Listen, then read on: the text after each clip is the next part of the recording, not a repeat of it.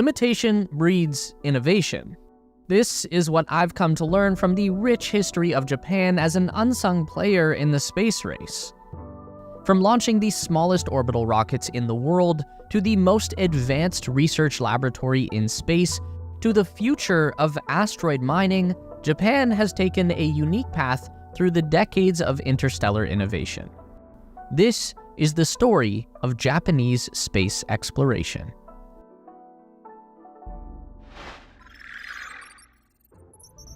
The Japanese Aerospace Exploration Agency, or JAXA as we know it today, is actually a pretty recent development, having only been founded in the year 2003, but you might not know that the Japanese nation has been involved in space exploration since the mid-1950s. Prior to JAXA, there were actually 3 separate Japanese space programs: Japan's Institute of Space and Astronautical Science, the National Aerospace Laboratory of Japan, and the National Space Development Agency of Japan. The 3 institutions merged in 2003 to secure more concentrated funding for space exploration from the Japanese government, and so that space exploration efforts could be more centralized and organized. Where we really need to begin this story is in post-World War II Japan. As part of their submission to the United States, Japan is now prohibited from developing any new technology that could be associated with military use, which of course covers most of the technology involved with space exploration. In spite of this limitation though, Japan is able to press forward in their own way, and by the mid-50s they have the beginnings of a space research program. The Institute of Space and Astronautical Science started off as a research group from the Institute of Industrial Science at the University of Tokyo. This group was led by Hideo Itokawa, a man considered today as the father of Japan's space development by Japanese media. Around the same time, the political landscape of the world is changing fast. The United States becomes much more concerned about the nuclear threat of the Soviet Union. They amend the Japanese military restrictions to allow for a self-defense-based armed forces. The remaining caveat is that Japan is still prohibited from developing offensive weapons technology. Essentially, what this comes down to is that the Japanese can't make a ballistic missile, but they can make an unguided rocket. This is where the Institute of Space and Astronautical Science really comes into their own. They start by developing miniature solid-fueled rockets. Their first design is known as the pencil rocket, not only because of the resemblance in shape, but also in size. This rocket is just 1.8 centimeters in diameter by 23 centimeters in length. It's basically the same model rocket that you can buy at any hobby store today, but for the Japanese in 1955, this was one small step towards greatness. Next up was the baby rocket. Compared to the pencil, it was gigantic, but still only reached 8 centimeters in diameter and 120 centimeters in length, though it was big enough to carry a few scientific instruments into the sky, which was another important step towards the future. This quickly led to the development of the Kappa systems of sounding rockets. These are solid-fueled rockets that are used for probing the upper regions of Earth's atmosphere. The Japanese were hoping for an altitude between 60 and 100 kilometers, which would take their instrument payload right up to the edge of space. It took a few attempts to get things right. Many of the first Kappa designs simply exploded on ignition. The first truly successful design was Kappa 6, now 25 centimeters in diameter and 5.4 meters in length. Using a new composite-type solid propellant, the K6 was able to reach an altitude of 60 kilometers in the year 1958. You might notice that these rockets are always launched at an angle. We'll get into that in just a bit. The early program culminated with the launch of Kappa 8, now 40 centimeters in diameter and 11 meters long. The 2-stage sounding rocket carried a scientific payload all the way into outer space, reaching 160 kilometers in altitude. In September 1960, a scientific payload on the K8 rocket succeeded in observing the Earth's ionosphere and took the first ever density measurement at that altitude. The world was starting to take notice of what Japan had accomplished.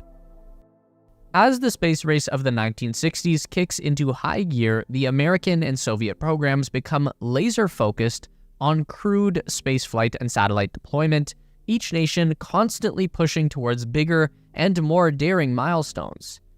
Meanwhile, the Japanese embrace the limitations of their own space program and make scientific research and observation in the upper atmosphere their main focus. Japan's next major development is the Lambda series of rockets. They were essentially just a scaled-up version of the solid propellant sounding rockets, now just a bit less than 1 meter wide and around 16 meters long, but they had the capability to reach high into the outer atmosphere and even deploy a payload into Earth orbit.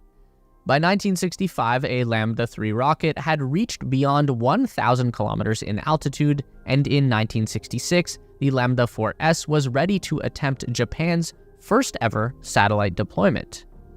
You might notice here that the Japanese were still launching their orbital rockets at a diagonal angle from the ground, while the Soviets and Americans have been pointing their rockets straight up. So, what's the deal with that? It all comes back to Japan's limitations under the post-war constitution. No offensive weapon technology means no guidance system on their rockets. So, while the Lambda rocket is essentially a surface-to-air missile that can reach all the way to outer space, it has to get there on one set flight path. So a typical rocket will launch straight up into the air for a few seconds, and then the guidance system will begin to steer it over into an arc-shaped trajectory. The Japanese engineers compensated for this by simply pointing their rocket diagonally from the ground so that it would naturally achieve the same arch without the need for steering in flight. Then, at high altitude, when the atmosphere thins out, the Lambda's side fins are no longer effective, so another system fires to put the rocket into a spin of 2 rotations per second. This keeps it stable through the flight. By slowing down and speeding up the rate of rotation, the rocket payload can be maneuvered to an orbital insertion. Now, that's not to say that everything came easily for the Japanese space program. It took 4 failed attempts at deploying a satellite until they finally achieved orbit with a 24-kilogram satellite payload named Osumi in the year 1970. This made Japan the 4th nation to successfully deploy an orbital satellite. The Soviet Union was first, followed by the United States, and France was the 3rd nation in 1965, which is news to me. Did you know that? Being disassociated from the cutthroat competition of the space race left Japan with a unique opportunity to focus their efforts entirely on space science and research projects. Over the decades that followed, Japanese scientists would go deep into the study of atmospheric science, weather and climate patterns, magnetic fields, and X-ray astronomy. These missions were powered by the M series of orbital rockets, again, just scaled-up versions of the early solid propellant-sounding rockets, and yes, they still launched at an angle. The 1980s brought a new wave of accomplishment for Japan's space program.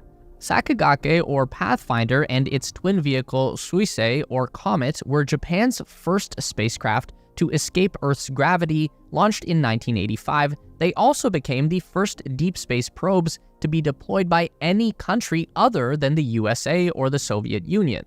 The Pathfinder and Comet would be one of many spacecraft to study Halley's Comet as it cut through the inner solar system in 1986. Unfortunately for Japan, the early 1990s marked a time of great economic struggle, something often referred to as the lost decade. But the country's outer space operations were able to come back in a big way with the International Space Station project. Behind the United States and Russia, Japan made the largest contribution to the ISS with their Kaibo or HOPE module. This 3-part research outpost would become the single largest module of the ISS and the most advanced scientific laboratory in outer space. The main pressurized module contains 10 scientific experiment racks that have been used to study everything from cell biology and microgravity to the environment of outer space, the composition of Earth's atmosphere, global weather patterns, cosmic rays, and laser communications. The little top hat above the main lab is called the logistics module. It's basically just pressurized storage space. The exposed facility is a really fascinating aspect of the Kaibo lab.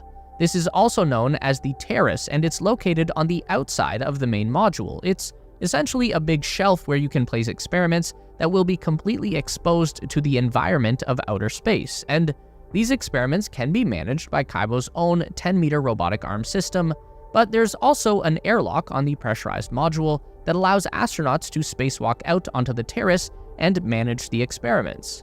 The Kaibo module also has the ability to deploy very small cube satellites, so instead of having to launch your instrument directly into space, you can ship it to the ISS and the Japanese can fire it out into orbit. Another largely unsung contribution Japan made to the ISS was their HTV supply ship. This would carry over 5 metric tons of pressurized cargo and 1 ton of unpressurized cargo to the ISS, and would often be used to remove as much as 6 tons of waste. The HTV was launched using a new rocket from JAXA, the H-2. This rocket was a very big deal for the Japanese space program, a liquid hydrogen-fueled medium-lift vehicle designed and manufactured in Japan by Mitsubishi Heavy Industries. With up to 4 strap-on side boosters, the H-2B had the highest power-to-weight ratio of any orbital rocket, and this one launched pointing straight up.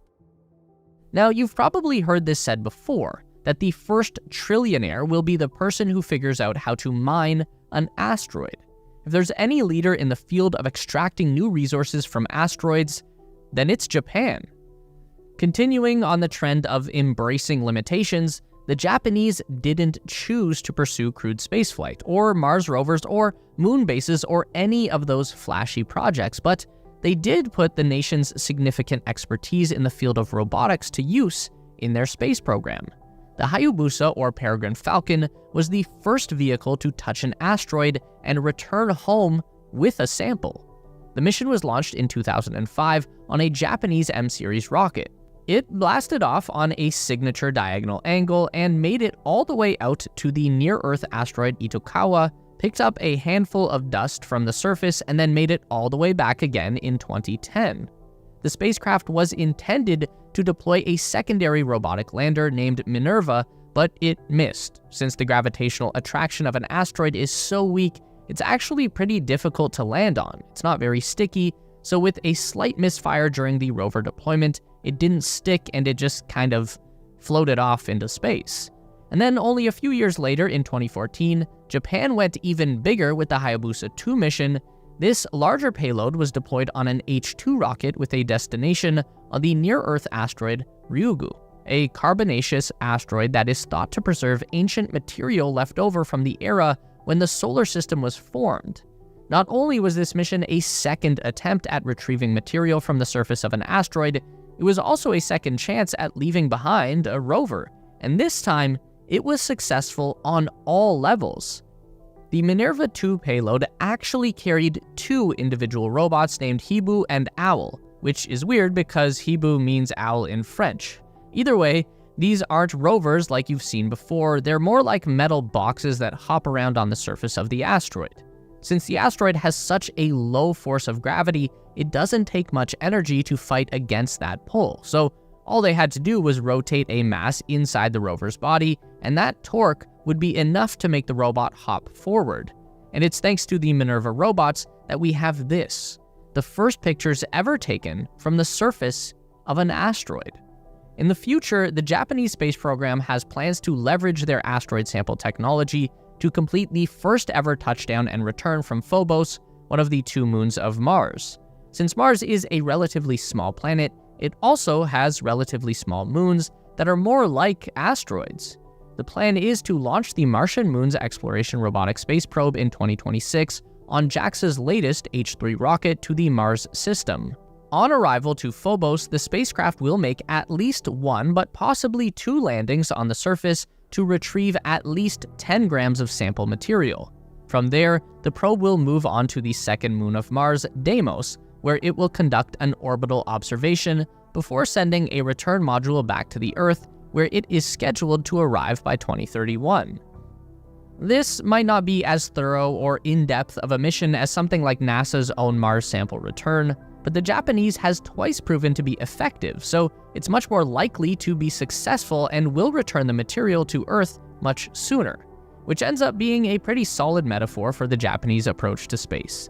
They are not trying to be the biggest or the best operation in town, but they are effective at getting the job done and putting science and discovery on a higher priority than planting flags and winning races.